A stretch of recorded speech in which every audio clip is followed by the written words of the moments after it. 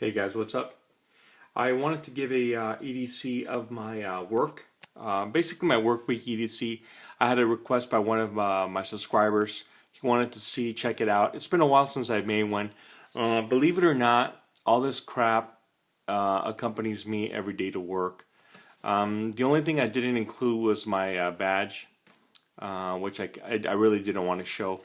And my iPhone, which I'm using to film now, and my iPhone charger, which I have in my pocket. But other than that, guys, this is pretty much all the junk that I have that I'm carrying on me. So let's go around the table real quick and check everything out. To begin with, you're looking at a G-Shock, the Solar. Sorry for the lighting. Filming this. I just got home from work, so anyway, I alternate between this G-Shock and one of my other newer G-Shocks, just depending on what I'm doing. The other thing I have here is Safariland cuffs. They're very lightweight. I pretty much carry that on a daily basis, 5 days a week. Let's see. I have a paracord bracelet. This one is done with the gutted cord in the middle, and the outer cord is whole. Is not gutted. I got these new buckles. Let's see, I don't know if you can read it or not, but it says Rothko, and they're getting harder to find. This one was 75 cents for the buckle. They're going up in price, and you can still buy them online, but it's kind of iffy what you're going to get. You might get the Chinese ones. The last batch I got of 100 were pretty bad. I mean, the seams right here, the lines were very off. They were cheap, but yeah, bad quality. So anyway, I just made this one not too long ago, and it came out pretty good. Most importantly, it is comfortable. My wallet, as you can see, it's pretty thick. I keep all my crap in there, and of course it's gonna make it thick. I carry that in my front pocket. Another thing that hasn't changed for my EDC is my flashlight. This is a Streamlight PT2L. It's the 123 batteries, and it is getting some wear. I do carry it in the same pocket of my 511s as my Swiss Army knife, and as you can tell, this is also getting some wear on it. Occasionally I do bring it out to lubricate it and clean it. It does attract a lot of lint and stuff. One thing that, for those of you that do subscribe to my channel that you haven't seen for a while, is this knife. It's the H&K Tumult. I've had kind of a history with this knife. When I first purchased it, it wasn't as reliable as I wanted it to be, especially for the price. It was 180 bucks. When I first got it, I did have some misfires, which I thought was kind of unacceptable, considering I had that Lightning that was very reliable for about 40 bucks. So anyway, for a fraction of the cost of this one. But anyway, the more I used it, the more reliable it got.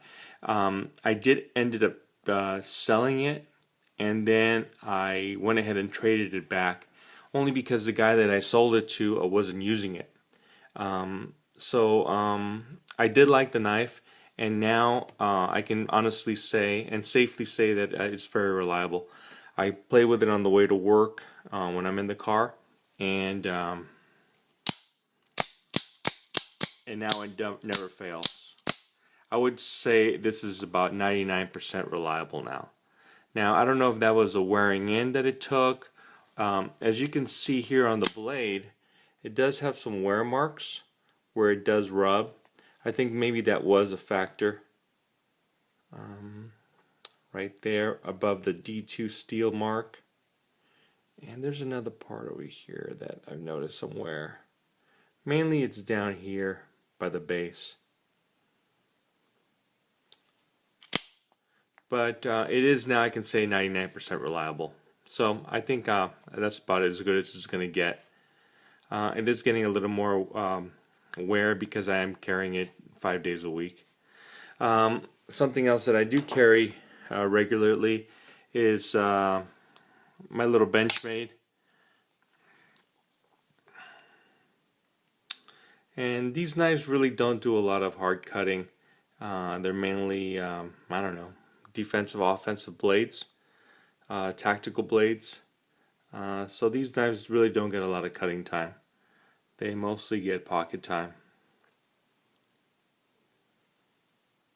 And one thing I hate, and I think everyone does, about these Benchmade pocket clips is that they're painted, so you're gonna get that that wear on the pocket clip.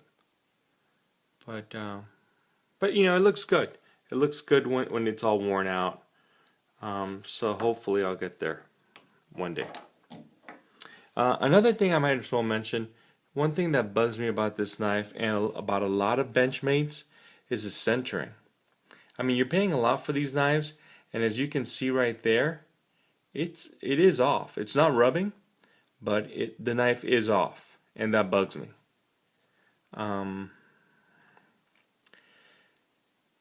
So I don't know. I don't know how you guys feel about that, but it bothers me when knives are like that. And there's really nothing you can do to fix this knife, fix that centering. At least nothing I found. Another thing that I always carry with me is an extra handcuff key. This one is the one with the little LED light. This one's old, so basically you have an LED in the front, an LED in the back when you're gonna double lock the handcuffs. I was carrying this on my key ring, but it's a little bulky, so I just carried it in one of my 511 pockets. I pretty much have to mention that in order to carry all this junk on me, I need the 511 pants because they have all those pockets on them, and it makes it very convenient to space out all this weight, especially when you're carrying a handgun and you're carrying extra magazines, which I'm not carrying right now at the time. Anyway, here are my earbuds. I carry these all the time because, you know, I don't like to bother other people when I'm listening to YouTube videos or music or whatever, so I like to keep these on me. I notice some guys don't carry these, and it's rude when they're listening to their music or whatever they're listening to. Everyone else has to hear it. I always carry at least one pen on me. For those of you that are into pens and are probably going to want to know what this is. So it's the Uniball Vision, and it's the Fine. I really like these pens, and even though we get pens at work, I buy my own because it just makes it a lot more pleasurable to write with. Also, the ink doesn't smudge on these. I always carry a notebook with me to take notes, to keep my notes, things that I want to remember, passwords, all that stuff. I probably shouldn't be writing them down in this thing, but I do. And as you can see there, I have a sticker on it. And let's get to the good part. 6-hour P229, 40 cal. A little modifications I made to it. I put a little bit of grip tape here on the front of it. It's basically skateboard tape that I modified to fit on there. And actually, I because I had a big piece of skateboard tape, I went ahead and cut out a bunch of it. And whenever I see someone at work that, you know, is having problems at the range, for those of you that don't know, I do work the range. I always offer the grip tape on there, and I'll apply it to their handgun. A lot of people like it. Some people think it's too aggressive, especially when you're carrying concealed. This will snag on your clothing, and it'll start to wear, believe it or not, as you if you have a cover garment, it's gonna rub on that and make a mark. I have the Hoe grips on this, and it really helps out. The hard plastic grips that come with the gun are kind of you know, not ideal for when you have a sweaty hand. And these don't add a lot of girth to the gun, which is good for me because I have a medium hand. I'm carrying it in a Serpa Black Hawk holster. This one has a little overlay or sticker, carbon fiber looking. It's not actually carbon fiber. And I have many holsters for it. And I like this one because I can take it off, put it in a gun box, and I don't have to worry about taking my belt off or unlooping it. Let me bring this out so you can get a better look at it.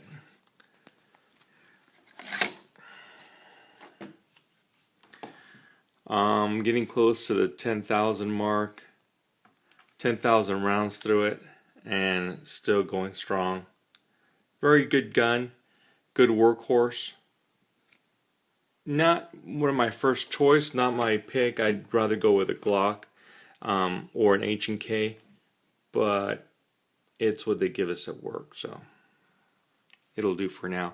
I actually do have the option of switching to the Glock 9mm, but for those of you that know, I mean, I prefer the 40 over the 9. I prefer the Glock over the SIG, but if I'm going to choose calibers, I'm going to go with the 40. Alright guys, I hope you found this interesting. Just on a quick note before I leave, I wanted to say that I believe in doing good deeds for other people when you can, when it's safe to do so. And I believe that you are rewarded by it in the long run. It will come back to you. I don't know if it's karma, I don't know if it's hippie thinking, or whatever it is, but I encourage anyone that can do something for someone, something good, a good deed, open the door for someone that has packages, anything like that, kind of silly, but I think that would make it would make this place a better place to live in, you know? So if you guys have an opportunity to help someone, do it, and it will come back to you, believe me. Alright guys, I'll end with that. Have a good day. Thanks for watching the vid. Hope you found it interesting, and have a good one.